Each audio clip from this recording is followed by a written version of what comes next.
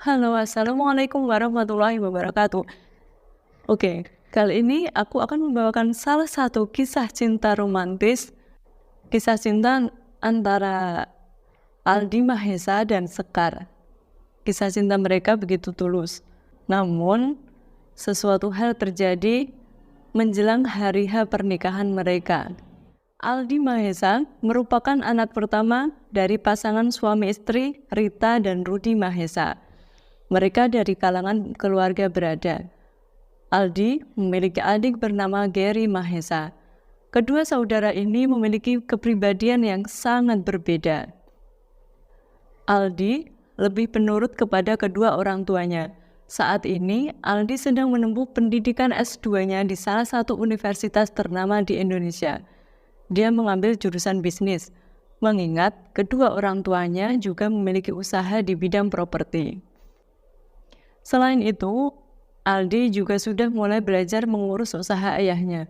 Ayahnya berharap Aldilah yang akan meneruskan usahanya setelah lulus S2 nanti. Pasangan Rita dan Rudi ini ingin menikmati masa tua dengan menghabiskan waktu bersama. Sedangkan Gary adiknya lebih suka keluyuran tidak jelas dengan geng motornya. Hampir setiap malam, waktunya dia habiskan untuk balapan liar. Udah beberapa kali dia keluar masuk tahanan karena itu. Itulah kenapa kedua orang tuanya tidak mempercayakan usahanya kepada anak bungsunya itu. Bukan tanpa sebab Gary melakukan semua itu. Karena sudah terlalu muak dengan sikap kedua orang tuanya yang selalu membandingkan dirinya dengan Aldi kakaknya, yang hanya membuatnya stres di rumah. Suatu ketika, sang ayah meminta Aldi untuk meninjau lokasi pembangunan di Bandung, Jawa Barat. Kebetulan juga, Aldi tengah libur semester. Ayah dan Aldi berangkat pagi-pagi ke Jawa Barat, mengendari Pajero Sport milik Aldi, yang merupakan kado dari kedua orang tuanya, karena lulus S1 dengan predikat cum laude. Sang ayah memecah keheningan dengan bertanya, "Apakah kamu sudah menemukan pendamping hidupmu?" Aldi menjawab dengan gelengan, "Apa ayah sudah punya calon untukku? Cari sendirilah," jawabnya. Namun ayahnya percaya, Aldi tampan, pintar dalam bisnis dan studinya. Tak sulit baginya untuk menemukan pujaan hatinya. Siapa wanita yang tidak tertarik dengan dirinya? Hanya saja, Aldi memang tipe orang yang cuek. Sudah beberapa kali orang tuanya mewanti-wanti Aldi untuk membuka hati untuk wanita. Mereka tidak ingin Aldi hidup seorang diri di masa tuanya, mengingat usianya yang mulai menginjak kepala 3. Setelah 8 jam perjalanan, akhirnya mereka sampai di lokasi. Terlihat beberapa pekerja sibuk dengan tugasnya masing-masing. Tampaknya pembangunan sudah 70%. Melihat kedatangan mereka, sang mandor yang tak lain adik dari ayahnya yang bernama Doni mendekati mereka. Doni merupakan orang kepercayaan ayahnya untuk mengawasi proses pembangunan. Kebetulan, tempat tinggalnya juga tak jauh dari sini. Mereka fokus mendengarkan progres pembangunan yang dijelaskan oleh Doni. Memang, Doni orang yang bisa diandalkan. Hari pun sudah sore, mereka menuju rumah Doni. Rencananya, mereka akan menginap di rumah Doni untuk beberapa hari ke depan. Mobilnya dia parkir di halaman rumah warga yang berjarak kurang lebih 100 meter dari rumah Doni. Karena halaman rumah Doni tidak begitu luas dan jalan yang dilalui hanya cukup untuk sepeda motor saja, sehingga mobil terpaksa dititipkan di sana. Pak Doni yang kala itu membawa sepeda motor lebih dulu tiba di rumah. Selama perjalanan, Aldi terheran dengan suasana kampung pamannya itu. Setelah beberapa lama ia tak kesini, banyak yang sudah berubah. Bangunan mulai padat, tetapi suasananya masih tetap asri. Saat melewati depan rumah salah satu seorang warga, Aldi terpana dengan seorang gadis yang sedang menyiram bunga di teras. Gadis itu tidak sadar tengah diperhatikan oleh Aldi. Tak salah jika Bandung mendapat julukan kota kembang, karena memang gadis di sini cantik-cantik. Sejak berjalan dari tempat parkir tadi, banyak gadis yang memperhatikan Aldi, tapi tidak dengan gadis yang Aldi lihat ini. Bahkan dia hanya cuek saat melihat Aldi, membuat Aldi semakin penasaran dengan dirinya. Suasana malam hari di sana sangat sepi. Mereka berbincang di teras dengan segelas kopi yang asapnya masih mengepul. Pembicaraan mereka tak jauh-jauh dari bisnis. Aldi mengalihkan topik pembicaraan dengan bertanya, "Paman, rumah warna biru itu milik siapa?" "Oh, itu milik Mang Udin.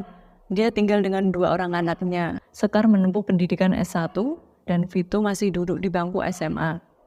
Istrinya merantau menjadi TKW untuk membiayai pendidikan anak-anaknya." "Memangnya kenapa?" Aldi menggeleng. "Oh, Sekar namanya," gumam Aldi. Pagi itu, Aldi sudah berdandan rapi. Dia meminta izin kepada paman dan ayahnya untuk berjalan-jalan di sekitar kampung. Dia meminjam sepeda motor pamannya yang terparkir di depan rumahnya. Padahal niat Aldi bukan untuk berjalan-jalan, tetapi mencari keberadaan Sekar. Ketika Aldi melewati depan rumahnya, tampak tidak ada orang. Pintu dan jendela juga tertutup. Lalu Aldi berkeliling. Siapa tahu Sekar ada di ladang. Dulu, Aldi pernah diajak pamannya ke ladang Mang Udin. Memang, saat pagi-pagi mereka memanen sayur dan mengantarnya ke pasar. Dan benar saja, Sekar dan Mang Udin ada di sana. Aldi mendekat seolah-olah akan bertanya tentang sayuran yang ditanam. Aldi juga berkenalan dengan Sekar. Ternyata, dia juga sedang libur semester. Sekar juga tengah menyelesaikan studinya di salah satu universitas Bandung. Kemudian, Aldi izin kepada Mang Udin untuk membawa Sekar berkeliling kampung. Aldi juga berhasil mendapatkan nomor Sekar. Setelah mengantar Sekar, Aldi pulang dengan wajah yang berseri-seri. Hari berikutnya, mereka berpamitan untuk pulang. Sepanjang perjalanan, Aldi tampak bahagia. Dari sorot matanya, tidak bisa dibohongi. Ayahnya lalu bertanya, "Apakah kamu sudah menemukan seseorang?" Aldi pun mengangguk malu-malu. Sesampainya di rumah, Aldi melihat Gary sedang duduk di sofa depan TV. Menyadari kedatangan Aldi, lantas Gary mengajak Aldi untuk nongkrong di kafe pusat kota. Meskipun kedua orang tuanya sering membedakan keduanya, tapi mereka tetaplah kakak beradik yang solid. Tanpa sepengetahuan mereka, Gary juga sering belajar ilmu bisnis dengan kakaknya. Tibalah mereka di kafe tujuan. Kafe itu punya tempat parkir yang luas, terdapat 2 lantai dengan kursi yang berjejer rapi, dan disediakan juga tempat musik untuk menghibur para penonton. Aldi menduga pemilik kafe sepertinya masih muda, karena tempatnya disetting untuk nongkrong anak muda-mudi. Hari masih sore, tapi pengunjung tampak cukup banyak memenuhi kursi. Mereka masuk, memilih tempat duduk yang berada di pojok kafe. Mereka mengobrolkan bisnis orang tua mereka, dan tak lupa Aldi juga menceritakan tentang Sekar kepada Gary. Dilihat dari fotonya, dia wanita yang baik. Gary pun mengangguk menyetujui hubungan kakaknya itu. Gary juga menceritakan sebuah rahasia yang membuat kakaknya terkejut. Apa itu? Ternyata, kafe yang mereka datangi adalah miliknya Gary sendiri. Kakaknya masih tidak percaya, karena ketika mereka masuk, tidak ada satupun pegawai yang menyapanya. Mereka hanya tersenyum ramah, layaknya karyawan biasa. Siapa yang menduga adiknya yang terkenal berandalan ini ternyata seorang bisnismen. Tidak ada yang tahu tentang kafe itu selain kakaknya. Bahkan, kedua orang tuanya juga tidak tahu akan hal itu. Usai sudah waktu liburan, Aldi berpamitan kepada kedua orang tuanya untuk kembali melanjutkan pendidikan gelar masternya. Selama di sana, Aldi selalu berkomunikasi dengan Sekar yang kini menjadi kekasihnya. Dia juga memanfaatkan waktu weekend untuk menemui Sekar di tempat kosnya. Mereka sering menghabiskan waktu bersama. Setiap minggu mengagendakan kemana mereka akan pergi. Hanya butuh waktu 3 bulan saja untuk Aldi dan Sekar bisa saling mengenal. Aldi begitu mencintai kekasihnya itu. Begitu pula dengan Sekar. Akhirnya, pekan nanti, rencananya Aldi akan memperkenalkan Sekar kepada kedua orang tuanya. Tepat pukul 9, Aldi sampai di rumah Sekar. Kedatangannya sudah pasti untuk menjemput Sekar, membawanya ke rumah kedua orang tuanya. Mang Udin sudah mengenal Aldi sejak dulu. Karena dulu, Aldi sering ikut ke rumah pamannya setiap kali liburan. Mang Udin juga setuju dengan niat Aldi tersebut. Selama di perjalanan, Sekar terlihat tegang, tapi Aldi berusaha menghiburnya. Kedatangan mereka disambut baik oleh kedua orang tua Aldi. Sekar yang tadinya gugup, terlihat mudah untuk beradaptasi. Kedua orang tua Aldi memang ramah, hanya saja ayahnya terlihat agak keras. Saat itu, Gary tidak terlihat di sana.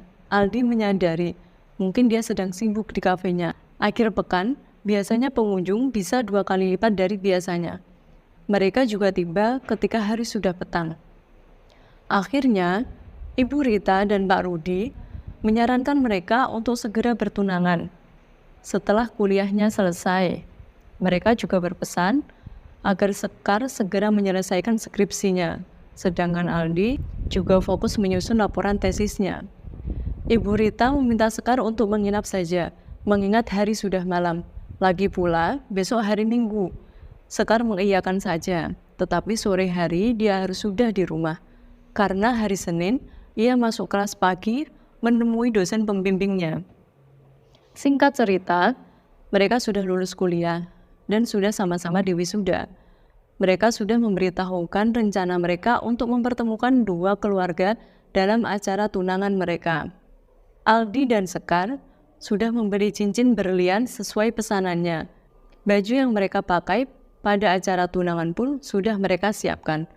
Sekar memberikan dekorasi kecil-kecilan di rumahnya agar rumahnya terlihat lebih fresh. Hari yang ditunggu-tunggu pun tiba. Gary sudah siap dengan kemeja batiknya. Ibunya menepuk pundak Gary seraya berkata, "Gini kan ganteng." Aldi yang berada di sampingnya pun ikut terkekeh. Mereka berangkat dalam satu mobil. Tibalah di rumah Sekar. Tampak Paman Doni dan keluarga hadir di sana. Kedatangan mereka disambut ramah oleh penghuni rumah. Aldi tampak terpesona dengan kecantikan Sekar yang sedang berdiri di ambang pintu, bersiap-siap menyambut mereka, berbalut kebaya berwarna dasti kombinasi batik, memancarkan kecantikan Sekar. Acara keluarga itu pun ditutup dengan makan-makan. Dengan kesepakatan, Aldi dan Sekar akan menikah bulan depan, tepatnya pada tanggal 14 Agustus. Keluarga Mahesa segera berpamitan sebelum hari mulai petang.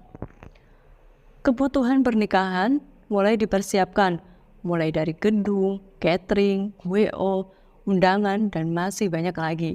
Acara pernikahan dilangsungkan di salah satu gedung yang berada di kota Surabaya. Aldi yang sibuk dengan bisnisnya juga masih menyempatkan untuk ikut andil dalam mempersiapkan acara pernikahannya. Aldi dan Sekar juga belum sempat bertemu untuk fitting baju pengantin mereka. Mereka hanya berkomunikasi melalui aplikasi hijau saja. Karena kesibukannya juga, Aldi belum sempat membeli seserahan dan cincin untuk Sekar. Beberapa kali, Aldi sering keluar kota. Ibunya sebenarnya sudah melarang Aldi untuk tidak terlalu capek, mengingat pernikahannya hanya tinggal 2 minggu lagi. Dia khawatir jika Aldi sampai jatuh sakit di hari bahagianya nanti.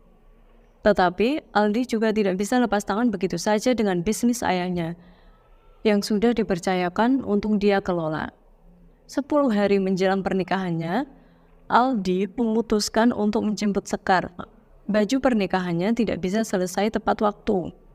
Setelah bertemu dengan salah satu kliennya, Aldi meluncur ke rumah Sekar. Tampak Sekar menunggunya di depan rumah dengan senyum merekah. Setelah Aldi berpamitan dengan Mang Udin, mereka menuju ke salah satu butik ternama di wilayah kota Bandung. Setelah bernegosiasi, pemilik butik menyanggupi model yang diinginkan mereka. Aldi dan Sekar meluncur ke salah satu toko perhiasan yang masih berada di kawasan kota Bandung. Satu set perhiasan sudah ada, tinggal beberapa seserahan lainnya. Semuanya sudah siap. Aldi bersiap mengantarkan Sekar pulang. Tak terasa jam sudah menunjukkan pukul 8 malam. Aldi tersenyum menatap Sekar. Meski begitu, Sekar masih dapat melihat wajah Aldi yang kecapean di balik senyumnya itu. Sekar menyarankan Aldi untuk istirahat saja dan melanjutkan perjalanannya besok saja. Lagian, dia juga bisa menginap di rumah Paman Doni. Tetapi Aldi menolak dengan alasan besok pagi akan bertemu kliennya di Jakarta. Jadwal pun sudah diatur, dan perjalanan dari Bandung menuju kota Jakarta hanya memakan waktu 2 jam saja. Sekar tidak bisa mengelak jika itu sudah menjadi keputusan Aldi. Jalanan masih ramai meskipun hari sudah malam.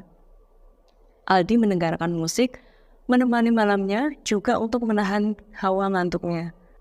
Melihat rest area yang tidak jauh lagi, Aldi ingin istirahat sejenak. Namun lagi-lagi, Aldi berpikir, sekalian istirahat di hotel saja. Mungkin 40 menit lagi akan sampai. Daripada nanti dia ketiduran di sana, lebih baik di hotel sekalian.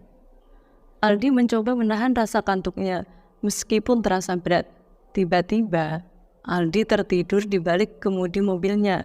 Begitu ia terbangun, ternyata di depannya ada mobil yang melaju. Ia kaget lalu ia membanting setir ke kiri dan lagi-lagi dari arah kiri ada mobil dengan kecepatan tinggi. Seketika, mobil Aldi ringsek tertabrak.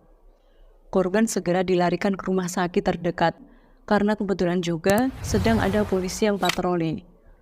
Salah satu dokter yang menangani korban kecelakaan mengenal Aldi. Segera sang dokter menghubungi keluarga Mahesa.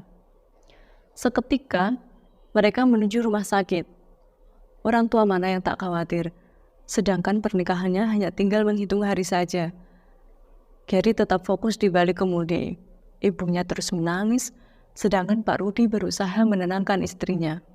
Mereka bergantian melihat ke ruang ICU. Gary memikirkan bagaimana memberitahu Sekar tentang keadaan Aldi saat ini.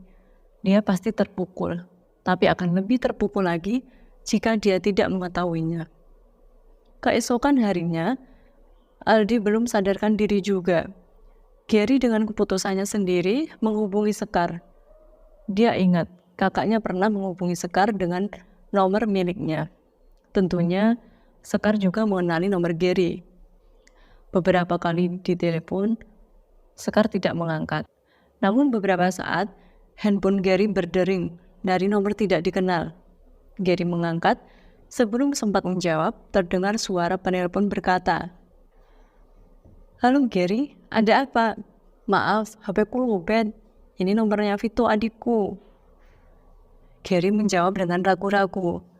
"Apa Kak Sekar bisa datang ke sini?" "Kemana?" "Rumah sakit, nanti aku Sherlock." "Memangnya siapa yang sakit?" tanya Sekar. "Nanti kakak akan tahu.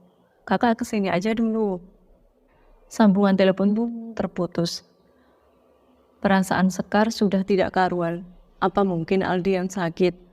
Padahal kemarin kesini masih baik-baik saja. Lalu ia bergegas memesan taksi online untuk mengantarnya ke sana. Tak henti-hentinya dia berdoa, semoga saja tidak terjadi apa-apa dengan kekasihnya. Tetapi nomor Aldi tidak bisa dihubungi, selalu di luar jangkauan. Dia semakin tidak tenang. Begitu Sekar sampai di rumah sakit, Gary sudah menunggunya di depan pintu masuk. "Gary, ada apa memangnya? Siapa yang sakit?" Sekar terus mendesak agar Gary segera menjawab rasa penasarannya. Namun, Gary tetap berjalan menghiraukan pertanyaan Sekar. Sedangkan Sekar membuntutinya di belakang Gary. Gary berhenti tepat di depan ruang yang bertuliskan ICU. Sekar kembali bertanya, "Apa terjadi apa-apa dengan Aldi?" tanya Sekar dengan matanya yang sudah berkaca-kaca. Gary membuka pintu, mempersilahkan Sekar masuk. Di sana ada Tante Rita dan Om Rudi, yang tak lain orang tua Aldi. Tante Rita berlari memeluk Sekar, menangis sejadi-jadinya di pelukan Sekar. Tapi Sekar belum melihat di mana Aldi. Sekar memperhatikan siapa yang tengah berbaring itu. Tak terasa, air mata Sekar meleleh, mengetahui Aldi tengah berbaring tak berdaya. Kemudian Sekar menghambur memeluk Aldi dan menumpahkan air matanya. Begitu Sekar terbangun, dia sudah berada di sofa samping Aldi. Ternyata dia pingsan. Setelah tenang, Om Rudi memberitahu jika Aldi belum sadarkan diri sejak kemarin. Tatapan mata Sekar kosong.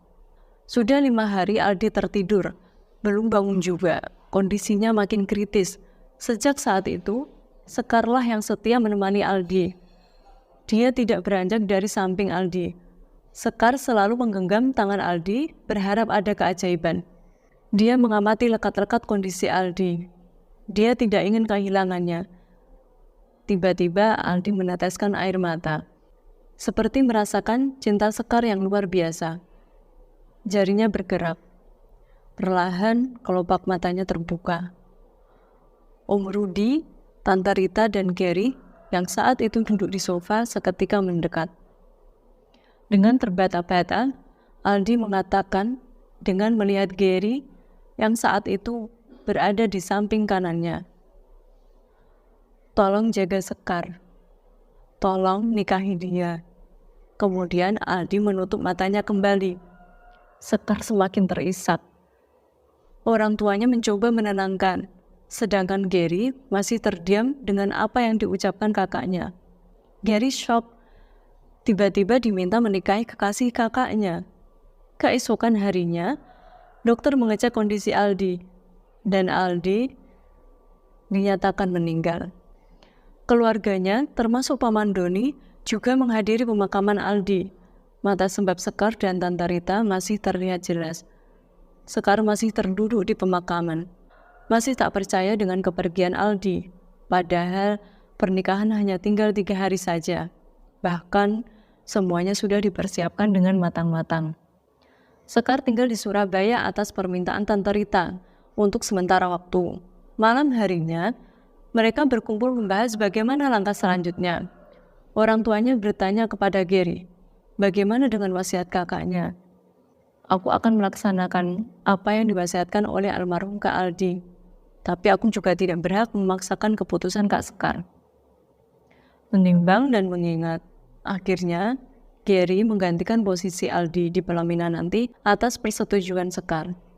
Menjelang hari H, Gary mendekati Sekar yang tengah duduk di bangku taman. Gary berkata, aku tahu cintamu kepada almarhum Mas Aldi begitu besar. Aku juga tahu, aku tidak akan bisa menggantikan posisinya sepenuhnya. Tetapi aku akan menjagamu seperti yang almarhum wasiatkan. Belum sempat Sekar menjawab, Gary menambahkan, aku tidak mau pernikahan ini terkesan memaksa untukmu. Bolehkah aku menjadi Aldi yang kedua untukmu? Dan maukah kamu memberikan cinta itu untukku? Aku belum pernah merasakan cinta tulus dari seseorang. Keadaan sesaat menjadi hening. Aku akan mencoba, jawab Sekar kemudian. Itulah kisah cinta tulus antara Aldi dan Sekar, namun keduanya harus terpisahkan oleh maut sebelum pernikahannya dilaksanakan.